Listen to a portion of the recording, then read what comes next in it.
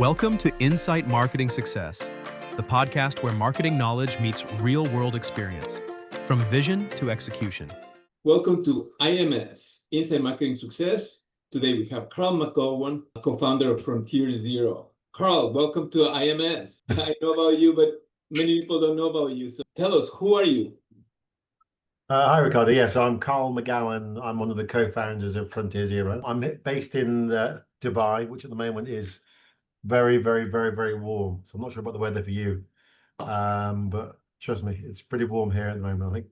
I think 46 today. Oh my gosh, 46. Quite hot, yeah. Oh, that's hot. Yes. All right. So tell us about your title and education. Yeah, hi, Ricardo. Yeah, so I'm the commercial lead for Frontier Zero. I've been here the company started just over a year ago. I've been in the Middle East for the last 15 years. Before that, I was in the UK, working for companies like IBM, Software AG. So I've always been in the tech sector of sales. So really trying to understand how to help customers do more with less. So I'm come from a sales background, but due to different roles, it ended up in revenue roles where it was sales and marketing combined. Wonderful. So then tell us about who's Frontier Zero and what are the advantages of Frontier Zero?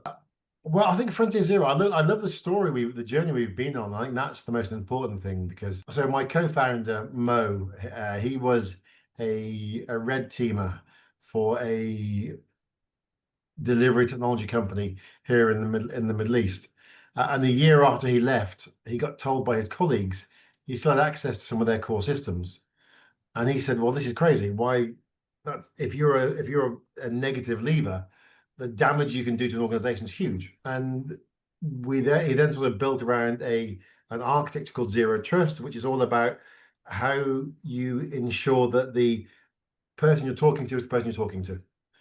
That was the original premise for the business. But what we sort of established quickly is that we understood from a SaaS application, so from your Microsoft, from your HubSpot, from Google, from Canva, from the AI tools now as well, we knew who was accessing what, when, and where. And that's what Frontier Zero is all about. It's about helping organizations with a blind spot to understand that their SaaS applications, like your Canva application or your expense application, isn't managed by IT anymore. It's managed by the line of business. And the line of business manage that to be more efficient. But that creates a gap in security and visibility because when people leave, and it happened to us as well, we had a contractor leave and we'd forgotten to remove his Canva access. So we're paying for it, and also he became a risk to our business. So it's all about helping people understand who is accessing what applications, when and from where. And that's the fundamental view behind Frontier Zero. And I think it's really about understanding you as well as a person. Yeah. And it's amazing the problems that we're having today with hackings, right? Here, I'm in Minneapolis, St. Paul, and last week, the city of St. Paul was hacked. And they stopped all the systems, and there is a ransom, and it was ridiculous. The whole city of St. Paul. So the biggest vulnerability, as I came to learn from you, is the users and understanding the users' entry points. So and making sure that you have that covered correctly. It affects companies big and small and cities as well. There's a recent story in the US as well about a city. What happens is quite a few things we fix for organizations, but the fundamental for us is to understand that hackers are no longer looking at the doors and the windows. They don't look at the devices because they're secure. They're looking at what's the easiest way into the organization, and the users are the easiest way into the organization. So how can I imitate that user? What can I do through social engineering, through dark web data, through all these different things to identify, to become that user to access those environments? The city which got hacked, they actually didn't get their cyber insurance paid because they had one user with that MFA enabled, and that meant that the cyber insurance that they'd taken out was invalid. So imagine that. So it happens to organizations as well. If you have cyber insurance and that one user who gets hacked doesn't have the MFA enabled, your cyber insurance is now invalid. So that's no longer a technology problem. That's now a business issue. That's now actually a board issue. And we see that as a big board issue. So we're helping organizations see who is the highest risk user and why they're the highest risk user to the organization. So if you were to summarize, the benefits of Frontier Zero would be what? Visibility. You can't defend what you can't see, what you don't see. And it's really, we're helping organizations see things they didn't see before. Going back to the original use case from my colleague Mo, when he left the company, the IT guy turned off the Gmail. The IT guy turned off a couple of the key applications he knew about, but he didn't know about some other systems. And if he didn't know about those systems and they're not turned off, they are the entry point into your organization. So it's all about giving organizations visibility and then giving them the ability to take actions to protect themselves. Wonderful. All right. And I know for experience, because we installed Frontier Zero, it's very easy to use. You can install it within, 45 minutes, less than 45 minutes, and you get a dashboard and a view of what it does and the software you have and so forth. So pretty cool. All right. So what's the biggest market accomplishment you have faced, and how did you solve it? And I love this question. I think this is an interesting one for me. I was thinking of two different stories to give to you. I think I was actually going to give you my favorite one, which isn't Frontier Zero. Frontier Zero has been an interesting journey. My favorite one was actually when I was working for an integration company. And we were trying to work out how to access these IT architects and how to get their attention. And we sort of came up with this idea where we would send them a Lego car. And we'd give them this Lego car, which had a remote control. And we'd always send them the car itself, but not the remote control. And we say, have a meeting with us, I'll give you the remote control, because we give you the control over what's happening in your organization. And that was the visit. And I love that thought process around trying to help people get the attention of the person you're speaking to, because again, we're a small company. My target audience is CIOs of companies 500 to 1,000 employees. Those sort of people I'm trying to talk to. So I know that my competition, they will sponsor a race car. I haven't got that budget, so getting their attention is very difficult for me. So we're going to find, as a small company, interesting and unique ways of getting it. At the moment, I think we've got a great one. We're doing what we're calling CIO roundtables. It's not about our problems. It's all about their problems and getting their peers together to talk about their problems and helping them do it. So we're paying for it out of our own budget and getting 10 guys in a room, or guys and girls, sorry, to talk about some of their cybersecurity issues. If it comes back to a SaaS-based issue, it's great for us. If not, it's fine. We want to build the ecosystem, the network, the channels to communicate with these people so they know that we're not here just to say, buy software. It's here, help us understand your problems so we can work out better solutions to work together.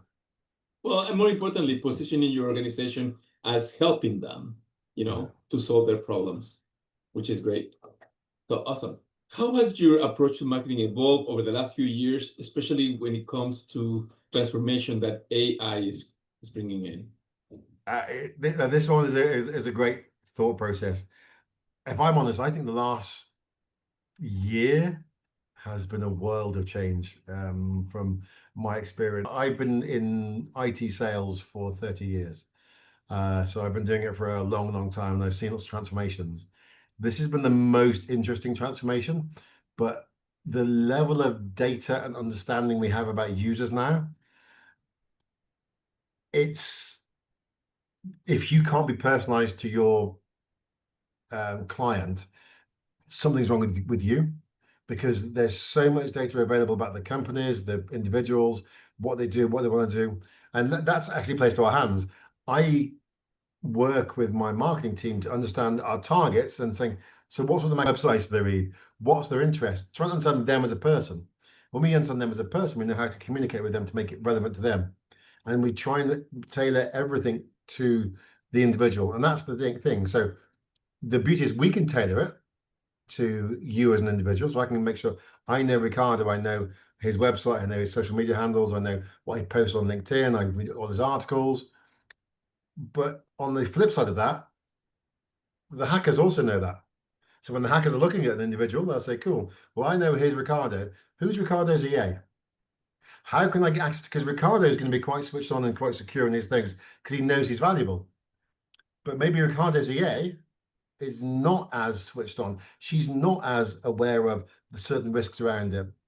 And she has a lot of power, given because she's your EA, to communicate. So that whole way of marketing, it's become hyper personalized, which is amazing. But the hyper personalization also comes with risks and understanding. So one of the biggest things, I'm sorry to go back to Frontier Zero, but we look at you as a person and we start to understand your patterns of life.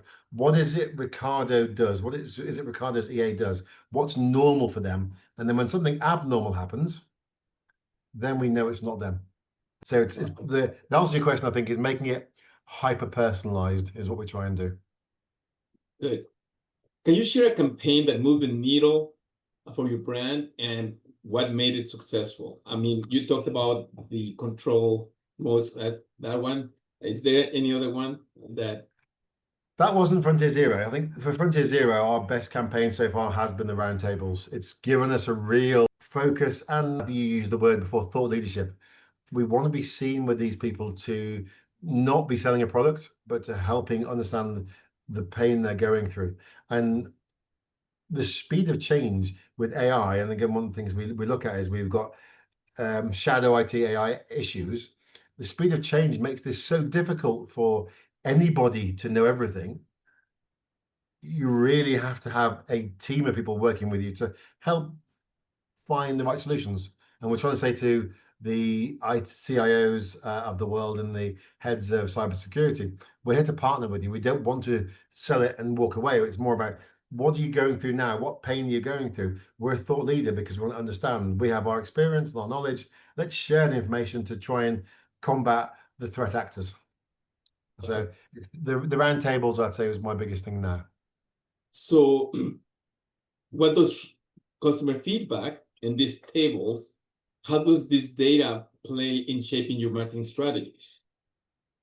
It's everything. And I think the feedback we're getting from these roundtables, from the CIOs, it really helps us understand, because they tell you the real problems. I think there's I always forget who actually said it, but in sales there's a thing called the 7 whys. That's 7. The 7 whys.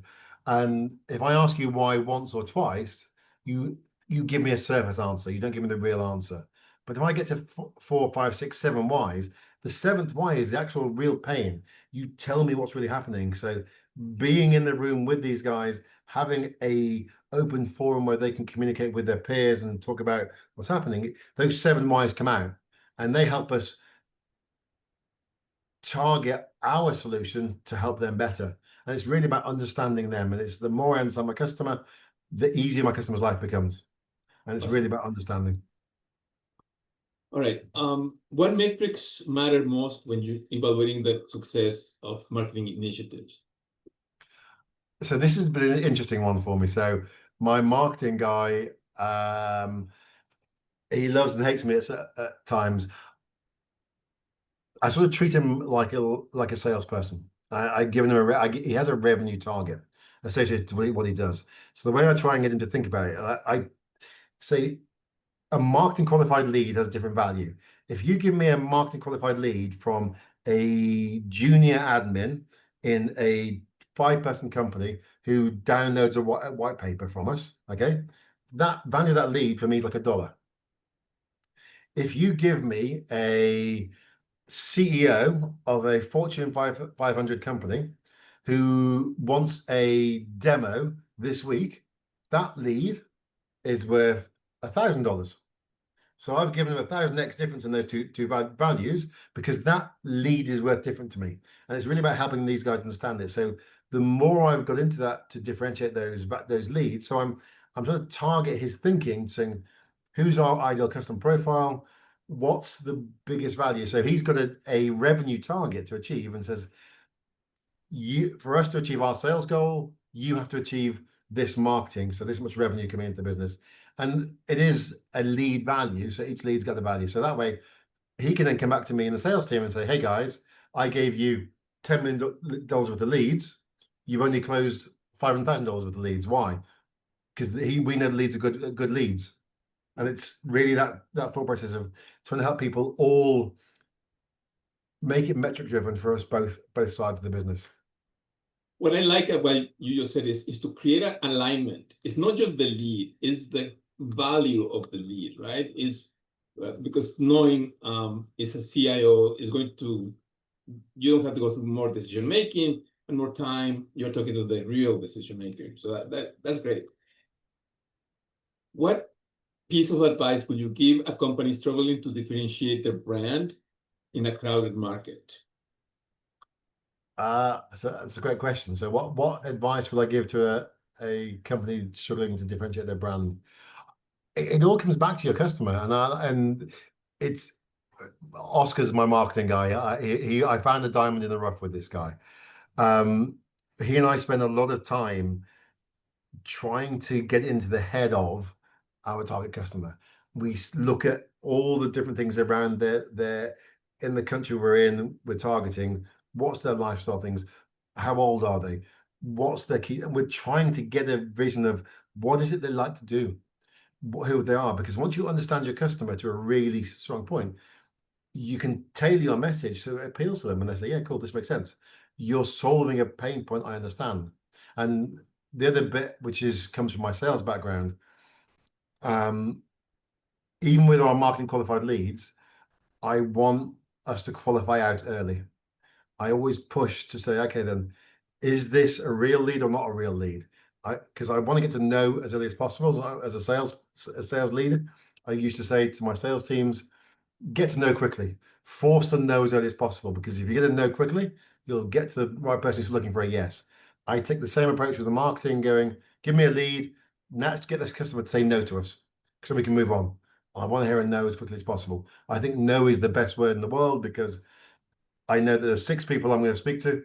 So I'm going to speak to, and out of that, one of them say yes. I just need to find a way to get rid of the other 5, so I find the one who says yes. Wonderful, wonderful. All right, so let's go back with life. Obviously, you have been around in sales, marketing, and you have family. But let's assume that you are able to go back in time and talk to Karl McGowan, starting his first job. What advice would you give him?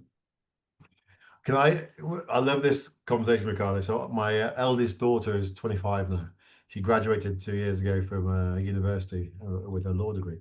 And we had this conversation, and she and I had a really in-depth conversation just about her career, her vision, and what she was doing. And what was interesting is we started off not with the 23-year-old version of her, but with the 33-year-old version of her. So where are you going to get to? What's the house look like? What's the car look like? Where do you live? How many kids do you have? And we started not just to look at that small part of her life. Then it was, where do you want to get to? Because once we worked out her 10-year plan, we could look at her 5-year plan. Look at her 5-year plan, we could look at a 3-year plan, look at a 3-year plan. We could get to her 1-year plan. And that really helped us shape her, because I think at the moment she's doing very well in her current job and getting promoted all the time on a regular basis, but she's got a clear vision of where she's trying to get to. And the advice I would give to anybody starting anything at all, have a vision, know where you want to get to. I do mentoring for younger salespeople on a regular basis and things, and the one line which I use, which confuses people to start with, but I quite like it, is I say, if I go outside now and I get on a bus, on any bus at all, I'm not in charge of the destination. I don't know where I'm going to go to. The driver's in charge, I'm not involved. But if I get on a bus from my house going to Dubai Mall, I know I'm going to Dubai Mall. I can always change direction at any point I want to change, but at least I have a direction. I can look at the journey, I can look where I'm going, but I know where I'm going for now. Knowing where I'm going for now is the most critical thing I can do, is give myself a vision, a goal, and saying, I'm going here. You can always change it, but have a goal in mind.